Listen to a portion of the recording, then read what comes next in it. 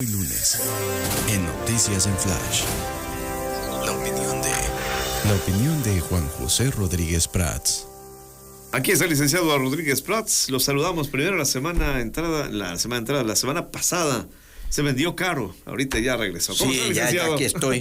No, yo dije que a Hugo lo tengo que ver personalmente, bueno, darle un abrazo y gracias por su orientación y por sus consejos. No. Uno no es profesional, uno es un amateur, entonces hay que orientarse de voces sensatas. Mira, con esa capacidad de síntesis que tú siempre me has reconocido, quisiera yo abordar 4 asuntos. A ver, pues. El primero. Claudia Sheinbaum, el mismo López Obrador, insistieron mucho en que había un cambio de régimen. Ya estamos en un cambio de régimen. Y uno de los primeros retos y desafíos cuando hay un cambio de régimen es el ajuste de cuentas con el pasado. Porque un cambio de régimen, como por ejemplo en este caso que vendríamos de una transición hacia la democracia, pues de repente se irrumpe con una serie de reformas constitucionales que yo estoy convencido que hemos retornado a un régimen autoritario, desbordando los cauces de la ley. Y yo quisiera referirme a algunos ejemplos históricos. Por ejemplo, el caso de España.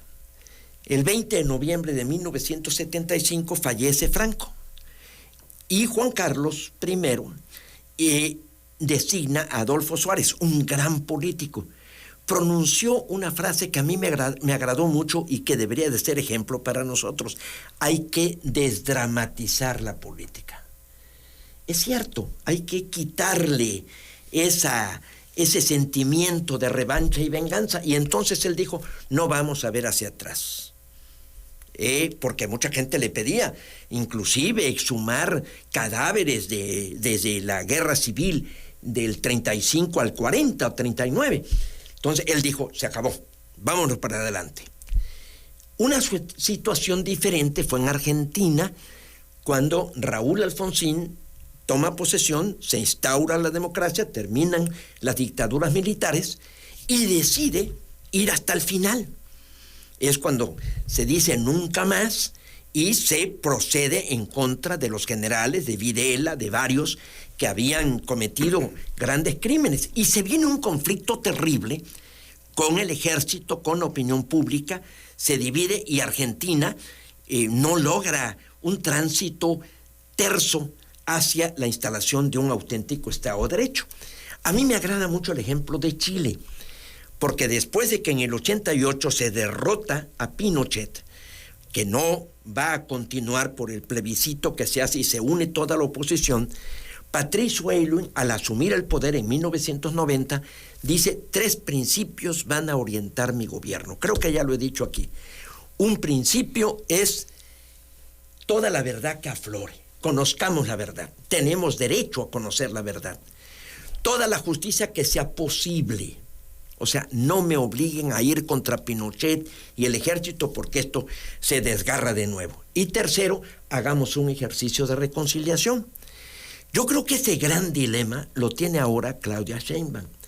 Desafortunadamente, digamos que los 4 magníficos que se encargarían de aplicar la ley, o sea, Hugo Aguilar, Alejandro Gersmanero, Rosario Piedra al frente de la Comisión de Derechos Humanos y Arturo Saldívar, pues creo que no tienen credenciales muy propicias para hacer esta tarea y tienen que investigar 3 asuntos que son de una gran trascendencia.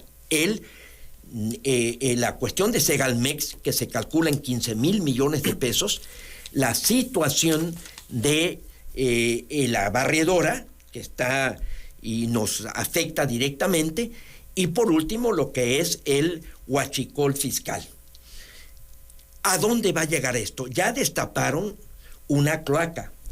Si se va hasta las últimas consecuencias, va a afectar, va a desmantelar y va a pegarle muy fuerte a la Cuarta Transformación. Pero si no hace nada, pues también se le viene un problema encima, porque todo eso de que tope donde tope, que ya es un estribillo que empieza a hartar a la opinión pública, porque en todos los casos es tope donde tope, pero resulta que pues no se topa nada. Entonces, yo creo que allí hay un asunto que nos debe preocupar, porque, repito, de las decisiones que se tomen va a depender mucho el futuro del sistema político y del régimen. Segundo asunto, yo creo que hay una frase que a mí me agrada mucho: una verdad que se oculta es una verdad que envenena. Recordemos, Hugo, que aquí en varios programas empezamos a hablar de el ISET, empezamos a hablar del problema serio de las pensiones. Desafortunadamente no recibimos del gobierno del Estado una información clara de cómo se recibía y el problema de los fondos para cubrir las pensiones. Ahora escuché que dijo el señor gobernador que venía un problema muy grave de corrupción desde el gobierno de Andrés Granier hasta la fecha. Yo me pregunto, si el gobernador fue diputado local, ¿por qué no lo denunció en su oportunidad? Fue diputado local en el gobierno de Manuel Andrade. Precisamente he insistido en este programa de la tarea del Poder Legislativo de esclarecer las cuentas y exigir responsabilidades en el uso de los recursos.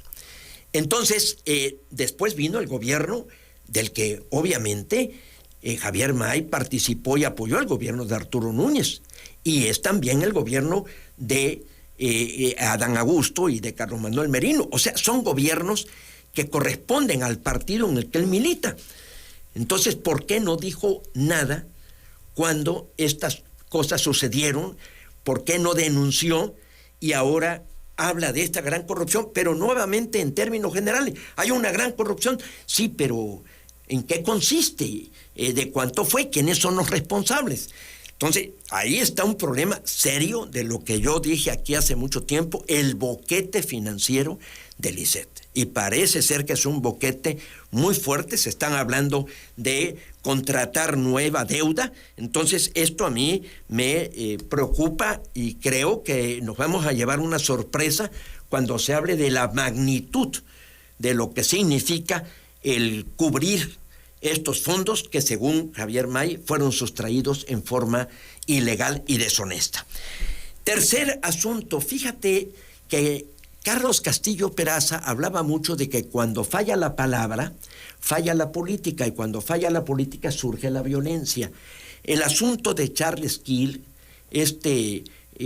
activista partidario de Donald Trump, que fue asesinado en Estados Unidos, a lo que ha llevado la polarización, cuando no hay la posibilidad de la concordia, de la conciliación. Y esto nos debe preocupar porque nosotros estamos en una situación pues muy similar. Y por último, el presupuesto. Yo creo, y aquí hay otra anécdota muy sabrosa, porque Juan José Hinojosa fue diputado federal allá por el 49, era de los primeros diputados de oposición, y don Manuel Gómez Morín, el fundador del PAN, los orientaba a los diputados, y Juan José Hinojosa le dice: mire usted, don Manuel, todo este paquete que es la miscelánea fiscal, ¿qué hago? ¿Cómo voy? No tengo asesores, porque en ese entonces no había los apoyos parlamentarios de hoy. Y le dice don Manuel: oriéntese por la economía doméstica. La ama de casa es muy sensata. No se puede gastar lo que no se tiene, no se puede comprometer a las próximas generaciones, hay que manejar bien los centavos. Esto me lleva a la definición más sencilla y más clara de lo que es la economía. La da un economista, Lionel Robbins, que dice: la economía es la ciencia que estudia el comportamiento humano como relación entre fines y medios escasos con excusos alternativos.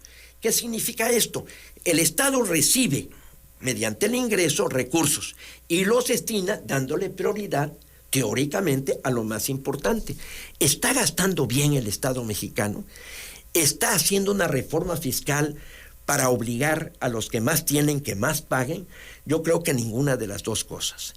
Y ahí me parece que está un gran desafío. Les preocupa mucho la imagen del gobierno, les preocupa mucho las consecuencias electorales, no se hace la reforma fiscal, se está invirtiendo, por ejemplo, en el caso de la empresa pública Pemex o Comisión Federal de Electricidad, porque desafortunadamente se le mete recursos, pero no hay eficiencia ni en la respuesta en cuanto a que haya utilidades, ni la respuesta al otorgamiento de servicios.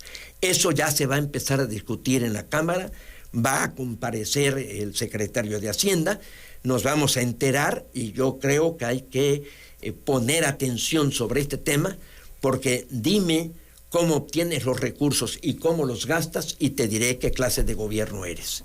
Y yo creo que ahí también hay muchas asignaturas pendientes que debemos vigilar, porque pues estos casos de corrupción y estos casos de malos manejos, pues sin duda afectan a todo el pueblo de México. Esos serían mis 4 comentarios.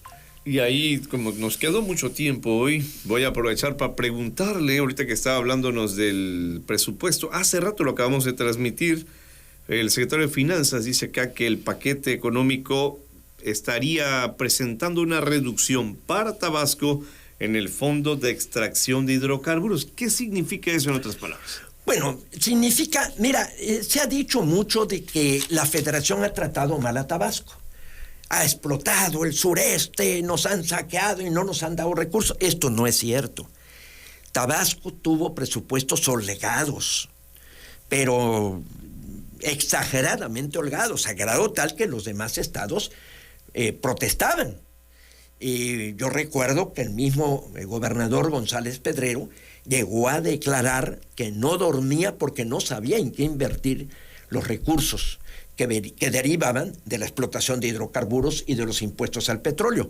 Inclusive Silvia Pinal era la esposa de Tulio Hernández, el gobernador de Tlaxcala, y llegó a decir que el costo del parque Tomás Garrido Canaval equivalía al presupuesto de un año de Tlaxcala. Entonces, esto de que hemos sido explotados no es cierto. Tuvimos presupuestos holgados, eso disparó la burocracia, tenemos un aparato burocrático muy costoso y también los problemas de corrupción. Entonces, ahora viene una disminución y viene el gran reto, vienen las vacas flacas. Desgraciadamente, no actuamos con cierta precaución y lo hemos dicho aquí, que vamos a tener problemas de ajustes en el presupuesto y ya gobernar sin dinero, pues es otra historia. O sea que se va a buscar extraer menos petróleo. Se reduce el fondo. Es que se reduce el fondo porque Pemex está en decadencia. No es que si no hay extracción, no hay trabajo para los obreros, ¿no? No hay trabajo para los obreros. Y además, la misma Dos Bocas y el mismo Tren Maya que iban a detonar el empleo, pues resulta que no fue así. Tabasco hoy está en primer lugar en el desempleo. O sea, pero cuando se estaba haciendo... Sí, cuando se estaba, evidentemente, natural, ¿no? Evidentemente, ese es el problema. Que ahora viene el vacío. Y eso te lo dice la gente en Paraíso. Pregúntale a la gente en Paraíso qué derrama o qué beneficios ha traído Dos Bocas. Y ellos te dicen, no, ni beneficios, hay contaminación, hay problemas, y se creó una estructura para atender a los empleados y a los trabajadores de Dos Bocas, que ahora se reduce y tienen unos conflictos terribles de situación de una crisis económica. Eso es cuando se hacen cosas sin planear y sin prever. En 3 minutos, pongámonos mexicanos, licenciado Rodríguez Prats, más mexicanos de lo que somos. 9 de cada compatriota se dice orgullosos de ser mexicanos, y eso está bien, yo creo. Ahora, ¿qué espera usted hoy, esta noche, en las arengas históricas de Claudia Sheinbaum? Bueno, pues yo espero discursos muy elocuentes, hablando de que somos un país que defiende su soberanía, que somos independientes, que a nosotros no nos va a someter nadie, y que yo quisiera, no hoy porque no sería el momento apropiado, pero yo quisiera escuchar de la presidente un corte de caja, un diagnóstico realista de cómo está el país. Porque escucho que dicen Andrés Manuel es el mejor presidente que México ha tenido en toda su historia. No sé de dónde sacan esa ese diagnóstico. Pero yo sí diría que si vemos el México que Andrés Manuel tomó en el 2018 y el que entregó en el 2024, pues yo creo que hay un déficit. O sea, estamos peor. Ese es así de sencillo. O sea, eso de que digan es el mejor gobernante, sí, pero recibió un México y podemos ver cifras en todos los órdenes y como hubo deterioro y tenemos una grave crisis. Entonces, yo sí le sugeriría, en primer lugar, que cancele las mañaneras. En segundo lugar, tanto a la presidenta como al gobernador, que se instalen en las oficinas adecuadas para desempeñar el cargo, Los Pinos y la Quinta Grijalva. Tú dirás... Dice usted mucho.